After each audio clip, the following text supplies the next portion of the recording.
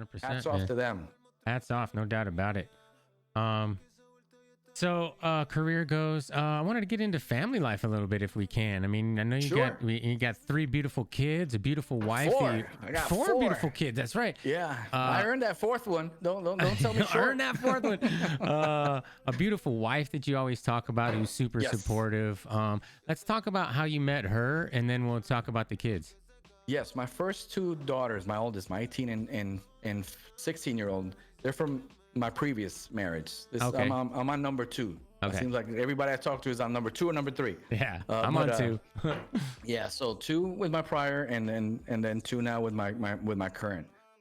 So I got three daughters, a son. I met my current wife about almost, yeah, about 16 years ago, here in Charlotte actually. And yeah, she's born and raised in Mexico.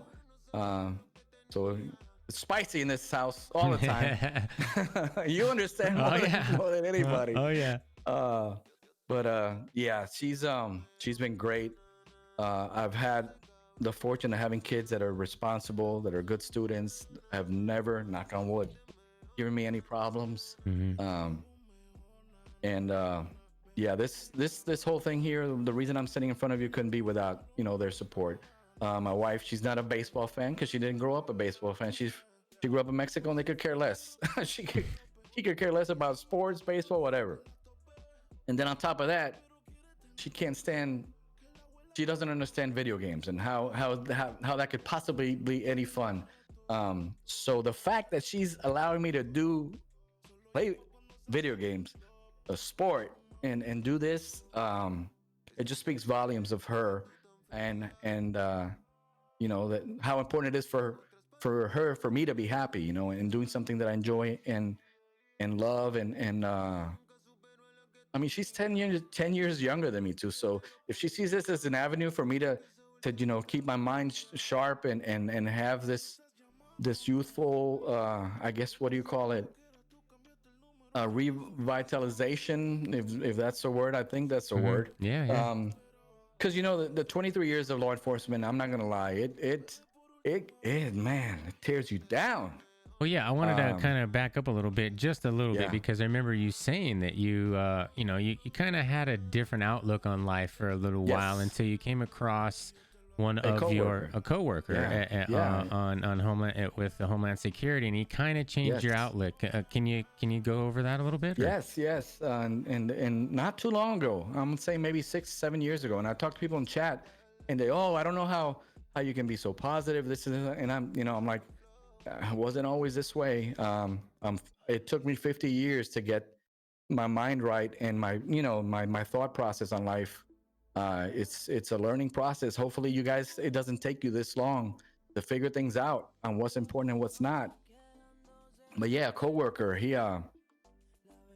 came in, and just by the way he carried himself, I was like, things that normally a normal person would get upset about, would anger them, would affect them. This guy, man, it was like he was made out of Kevlar. Like nothing phased him, um, nothing affected him. He turned every negative into a positive. He just had this skill. Um, it was unbelievable. And I'm like, I I want want to that. learn how to do that. I want that. Yeah. I want to learn how is that even, like, teach me right now. And yeah, we became really close, and I just absorbed everything in that he had to say. And he wouldn't say it in a way for, this is a way to do it, this. No, it was a, listen, this is the way I think, this is what I do. I mean, it doesn't work for everybody. It's worked for me. uh you can try it out. If it works for you, great. If it doesn't, you got to find your own way, you got to find your own path. I can tell you that it's helped me out. And I'm like, and I started changing my mindset. Things that used to bother me, they didn't anymore. And it took years. It took years to get better and better. And I'm still not 100%. Still things aggravate me, but I'm a lot better about recognizing and not holding on to the, because it's it's normal to get angry, frustrated. sad, happy.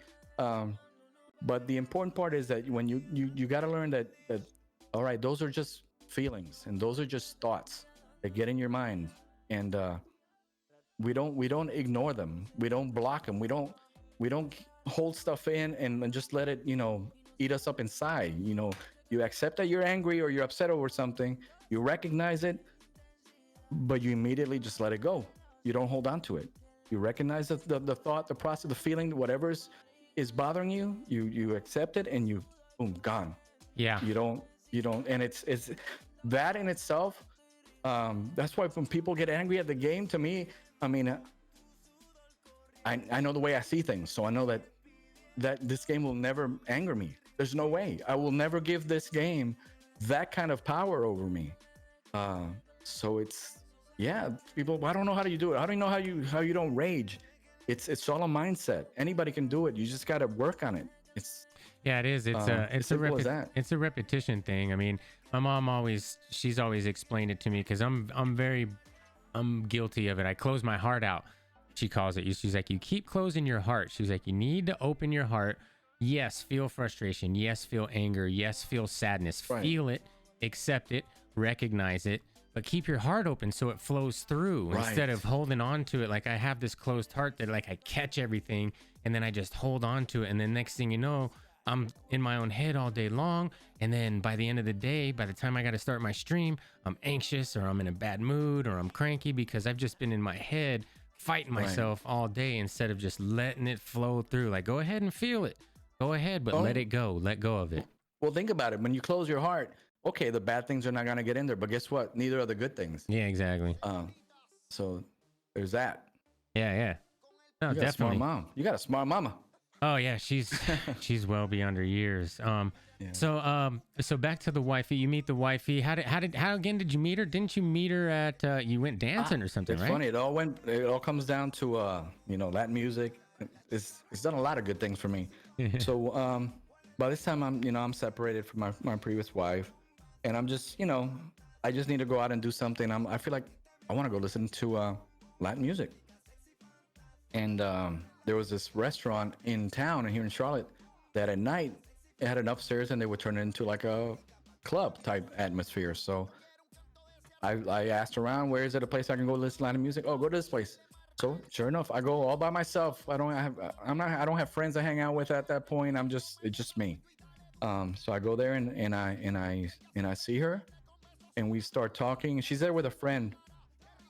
And obviously she's gorgeous, and she's green eyes, light skin, dark hair, and she's speaking English with his accent. I'm thinking she's either she's Eastern European or something in my thought.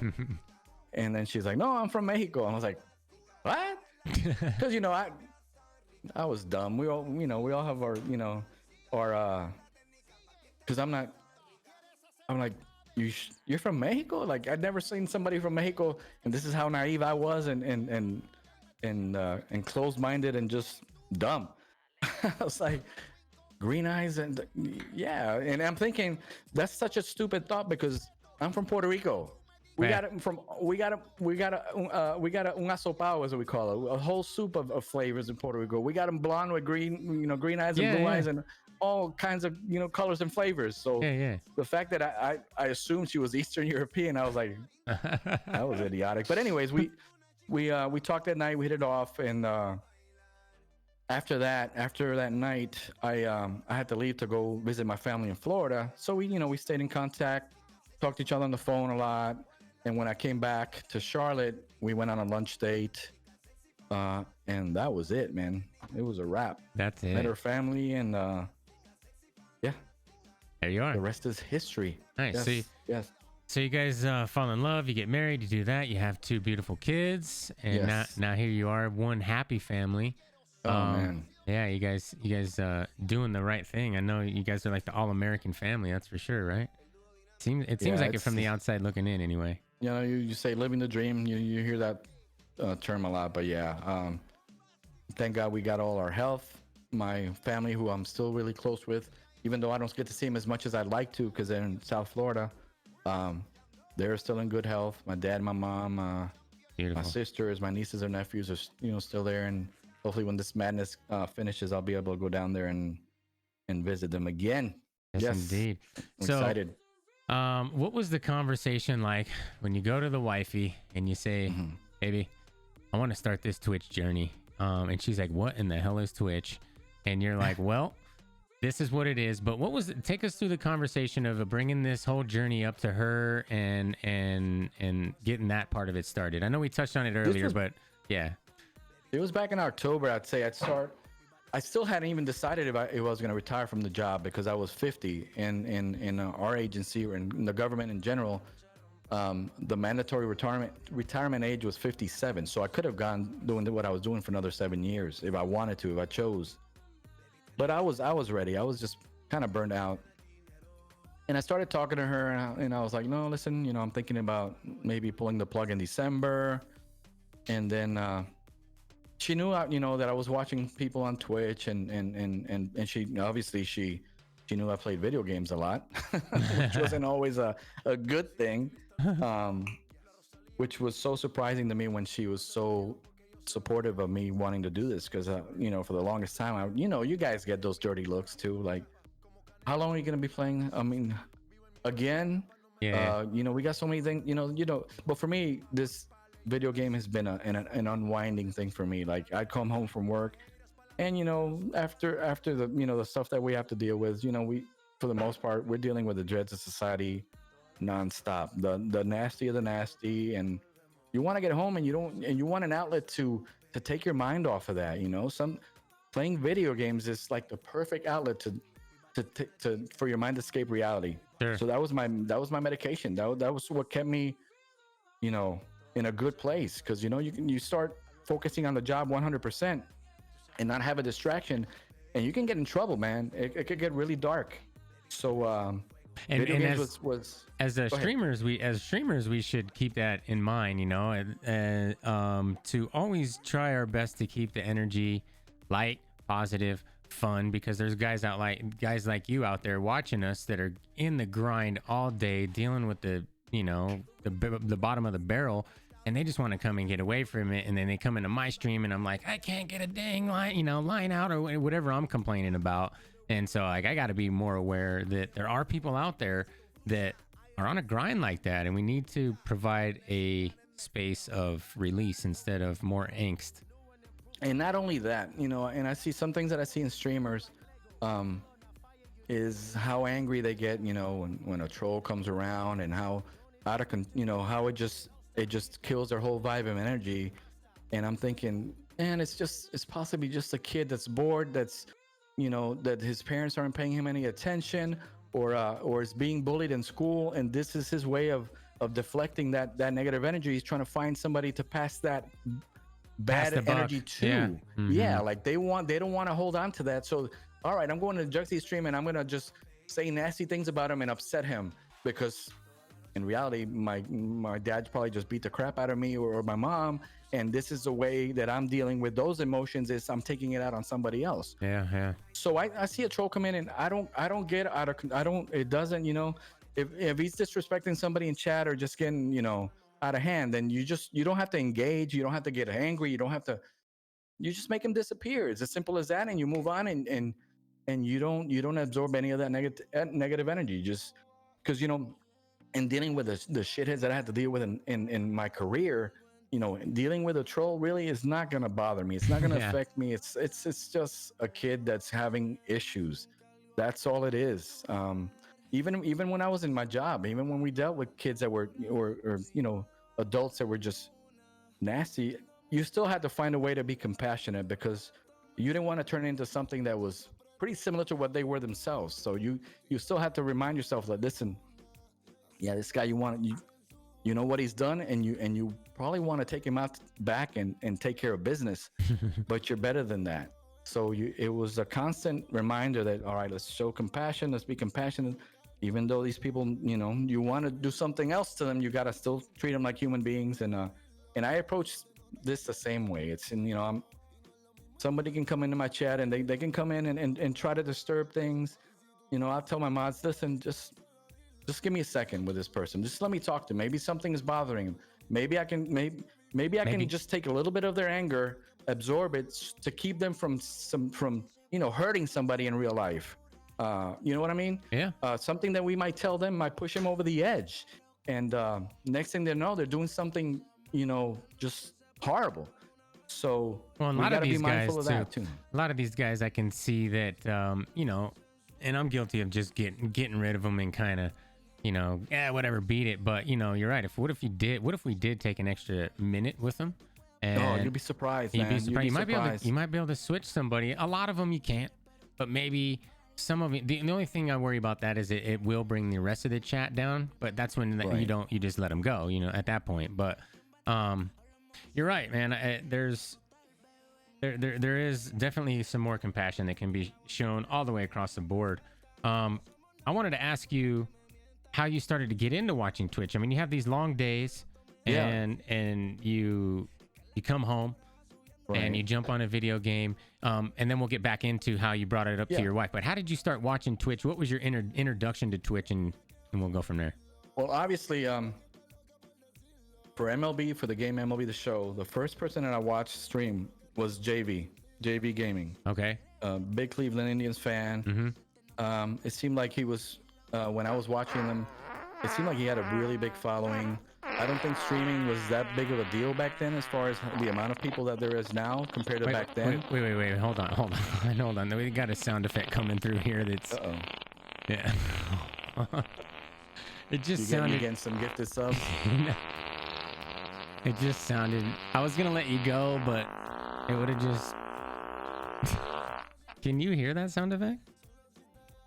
A little beep? No, it was like the longest. It was like the longest fart you can ever possibly imagine. But it was like in the middle of you talking, and yeah, it just sounded. All right. It just killed. Buzzkill, huh? Well, I could have let it go, but it would have just been. I probably should have let it go. But shit. Damn it. We lost track. What did I say? Yeah, I was watching JV. Oh yeah, you watching JV? And this was several years ago. Yeah. But I didn't pay much mind to it. I was just playing the show. I was playing online. I didn't know anybody in the community. I just thought, oh, that's cool. And this guy's pretty interesting. And he's funny. And but then, that was short-lived. Then obviously, your son is playing video games, and you hear about Ninja, and you hear this whole Twitch phenomenon. That's great. But then another game that I used to play in the off season, whenever the World Series came around, MLB The Show pretty much died for me. Like I was like, okay, I'm out. You would switch games. I wasn't big into Diamond Dynasty, and I just played, franchise. And once baseball season was over, I liked playing other stuff. And FIFA was one of the other games that I loved playing a lot. So I actually started watching a couple guys from the FIFA community on Twitch more than any other game. Wow. It was Castro was one of them, and this other guy Nick 28T. Okay. I just thought they were entertaining, and I was like, "Oh, this is cool. This is not just about playing." That's when I started learning.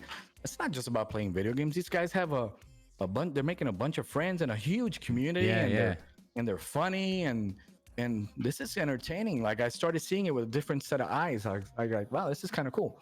So then I was like, well, let me see who's doing this on the MLB side. And then I started getting in there, and one of the guys that I knew, but I knew this guy from years ago. I met him through MLB The Show when MLB The Show had the online franchises. I was also part of some Facebook groups. I was a lot into the Facebook stuff back then. So I joined Facebook groups just to meet people, that shared a common, interest. And one of the guys I met was Mike Drop.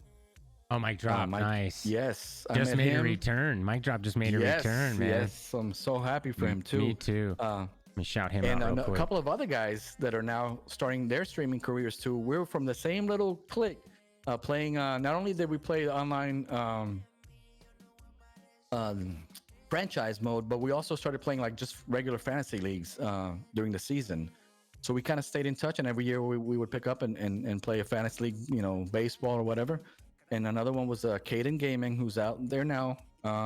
Rob. So you knew And Caden in real life, or just through the Facebook group again? through the Facebook groups and Okay. through our online play, and and just messaging each other on Right. or whatever the fantasy leagues that we were in. Right. I never met any of these guys face to face, but we always stayed in contact, and I'm talking years ago. Yeah.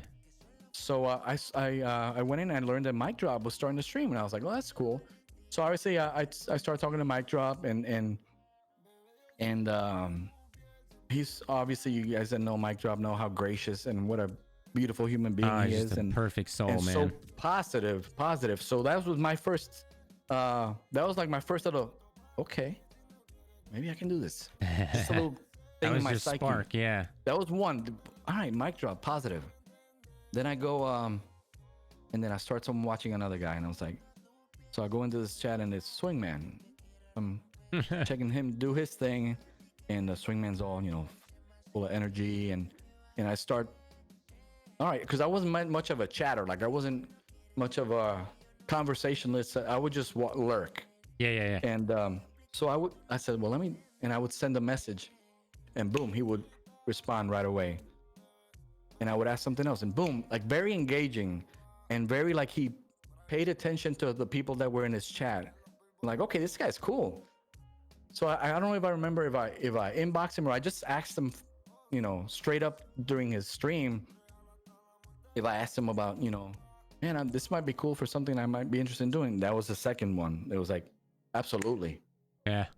Yep, you got to do it. Yeah, That was Swingman. Like Swingman. He was like, yes, yeah, go for it. Yeah, like, super encouraging. I was like, okay, that's two guys. And then I met Yayo. And so I'm like in Yayo, and Yayo. Yeah. Full of energy. He's like, damn, all right, this guy's Hispanic. Yeah. Oh, he's from Puerto Rico. Puerto Rico, So I hey start now. chatting with him. And I was like, oh shit, we're from the same hometown in Puerto Rico. Damn, this is cool. And we're just speaking Spanish and shooting the shit and just good old time. And then I find out he's in Charlotte. No, he's on my neighbor. Holy shit. Yeah. So I was like, this is kind of cool. Yeah. So then I start talking to him and kind of building a friendship and asking him questions. And that was number 3. He's like, yeah, man, yeah, you should do it. Yeah. And then it was just like a gradual push. Yeah. Like if any of these guys would have done the opposite and turned me away or just turned me off from the community, yeah, I probably would have walked away. Huh. I might still be working in my career right now, but no, it was Come like, with us. Come with us. Yeah, and I've always been a guy that I follow the energy, I follow the life signals. I don't dwell on things very much. I know, like, okay, this is, let's go with it. Let's do this. And I'm telling my wife, you know what, I'm thinking about doing this when I retire. This will be, and she's like, oh, okay. And I explained to her the whole. She's like, oh, okay. No, because I wanted her to be like, know exactly what this is about. And I showed her and look at the community and look how it chats. Sure. And it's part of the video game. And she's like, oh, okay. So I presented it to her, and it worked as this positive thing that I could possibly do and have fun with. Yeah. And from the day one, she was like, yeah, that's a good idea. You should do it. And that's all I needed to hear. Once she gave me the okay, I was like, all right, now what do I do? And I started talking to these guys, and I ask them they'll tell you, question after question after question after question after question.